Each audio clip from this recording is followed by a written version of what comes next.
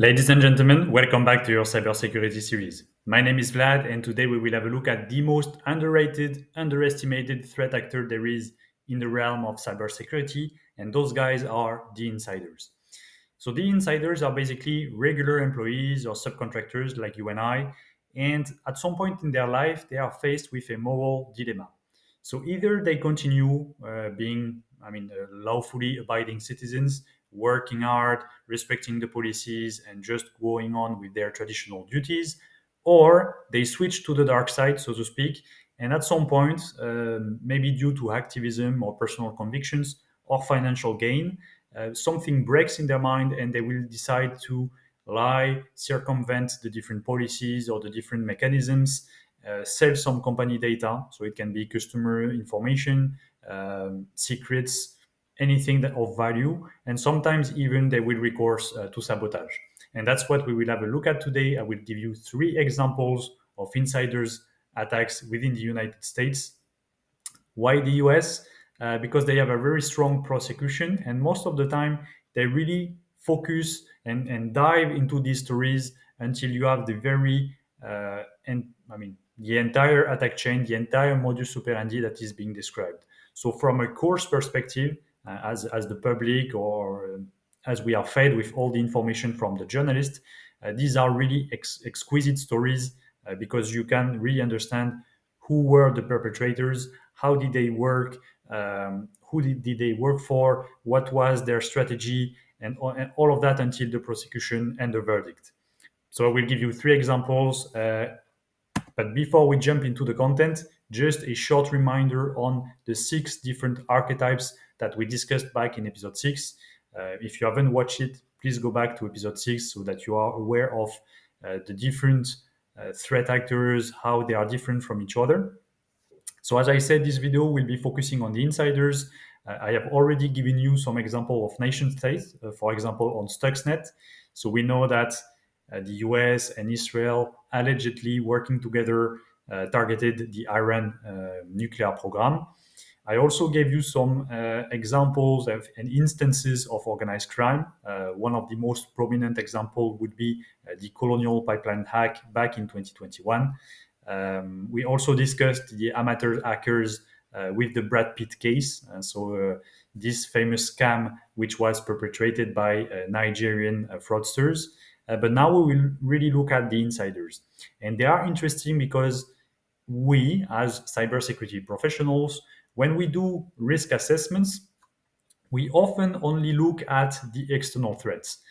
We have this mindset of thinking of a company as a fortified castle, for example, and you need to protect your crown jewels. So let's say a golden chest containing the company's secret, and you are always thinking from an external perspective, how could an external hacker breach into the company, breach the defenses, and steal my golden chest?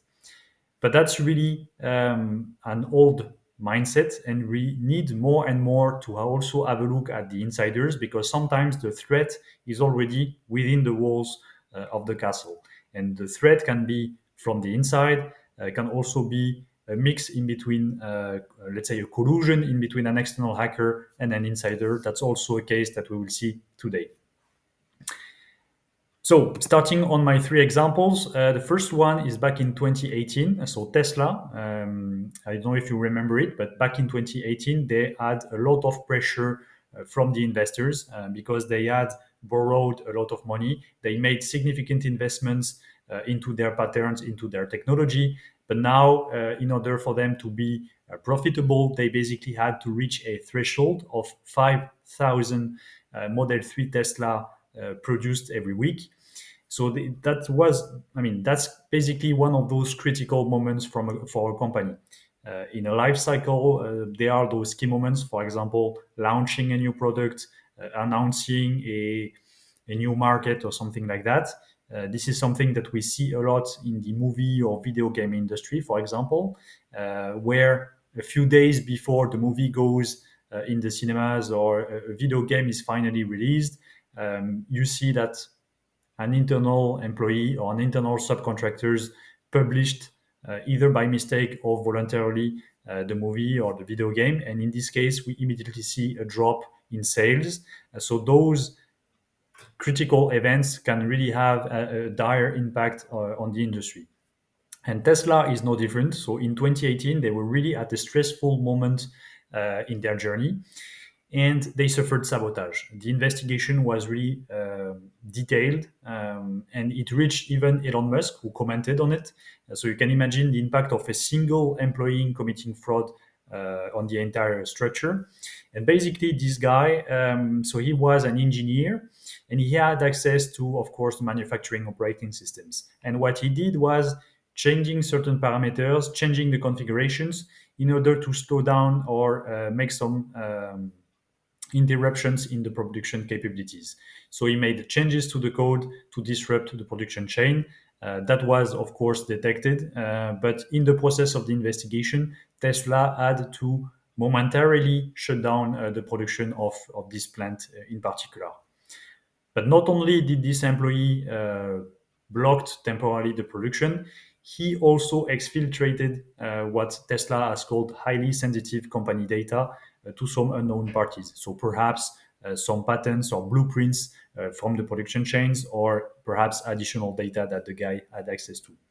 So here, what's interesting is that we are in the case of a single fraudster. He acted on behalf of personal activism. I mean, that's what he claimed, that Tesla was not abiding by the rest of the market policies, that Tesla was uh, liable for many wrongdoings. He performed two types of sabotage, so directly industrial sabotage plus exfiltrating data for personal gain. And we all also have the consequences in terms of financial scale. So Tesla did not really lose money, but they lose market share momentarily. Of course, back from 2025, we think that, I mean, we know the story. Tesla was a successful company, and they thankfully managed to overcome this situation. But that's really to also emphasize that the acts of a single person in a company, regardless of his role, can have an impact and can sometimes even force the CEO to comment on the fraud. So that was my first example. And now I will move to a second article from Crowell, and it's basically Coca-Cola. So there is this joke on the internet that says that in the US, the most protected information is perhaps the Coca-Cola recipe. I mean, obviously it's not, but I always like this example. And here it's not really about the recipe itself, but rather the recipe for the interior, so the coating of the beverage cans. So within the cans, Coca-Cola has designed a specific coating that protects the flavor of Coca-Cola. And it might sound ridiculous like that, but you need to understand that this was the result of year-long engineering, and Coca-Cola invested more than $120 million into that coating and that specific formula. What happened was that a foreign national, Dr. Shannon Yu, I will not pronounce the Chinese name, but Dr.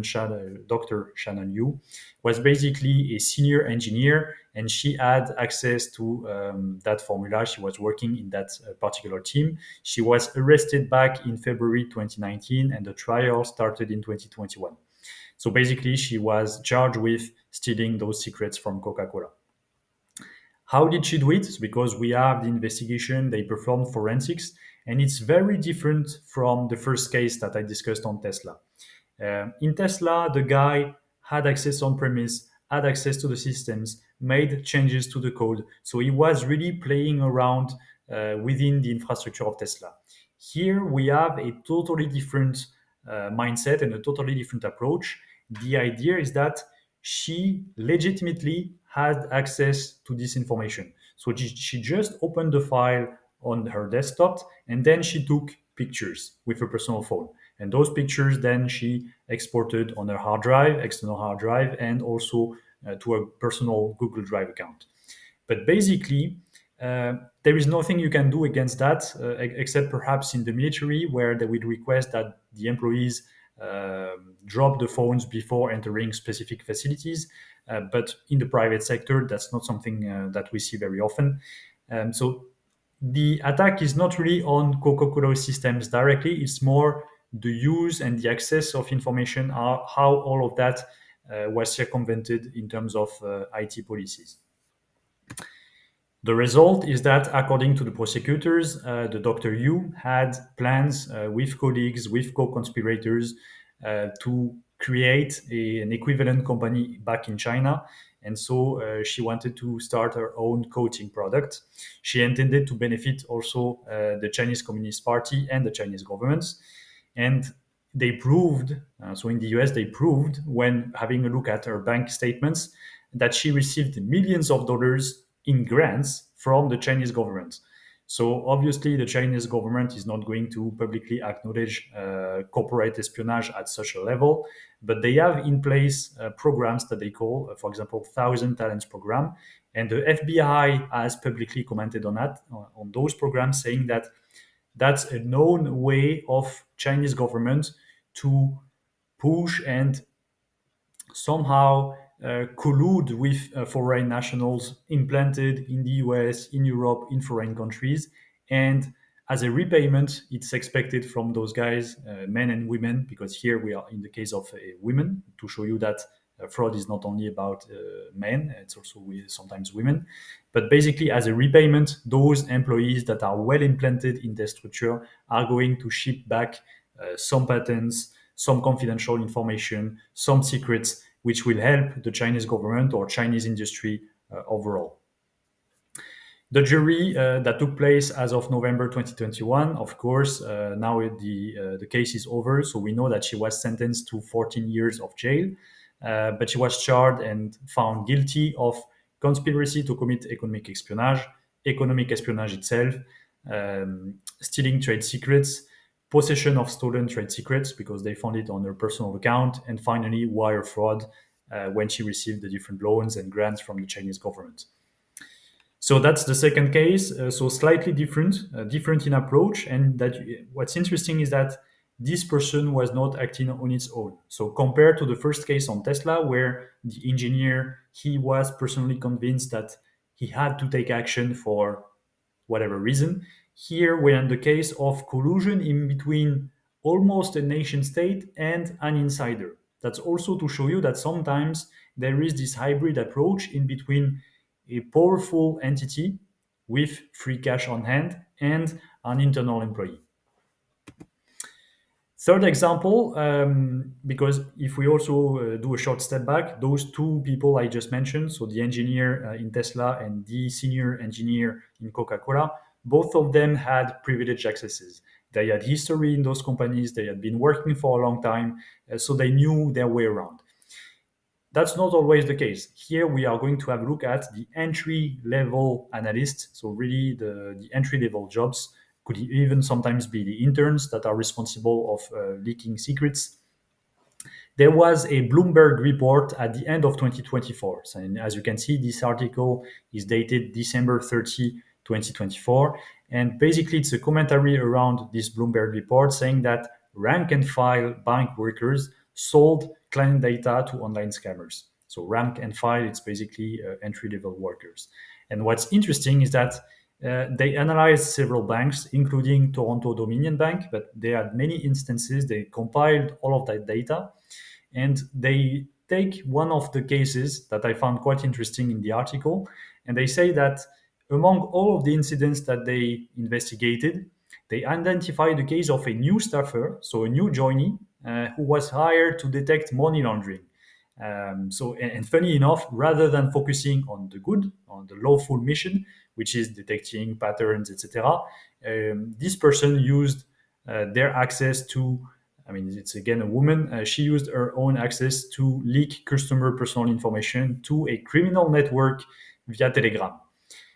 So it's kind of similar to the second case I was describing in the sense that, well, it's also a woman, but it's not only using the company infrastructure, but also using personal phone and personal messaging to extract information from the bank and share it not with a nation state this time, but a criminal network.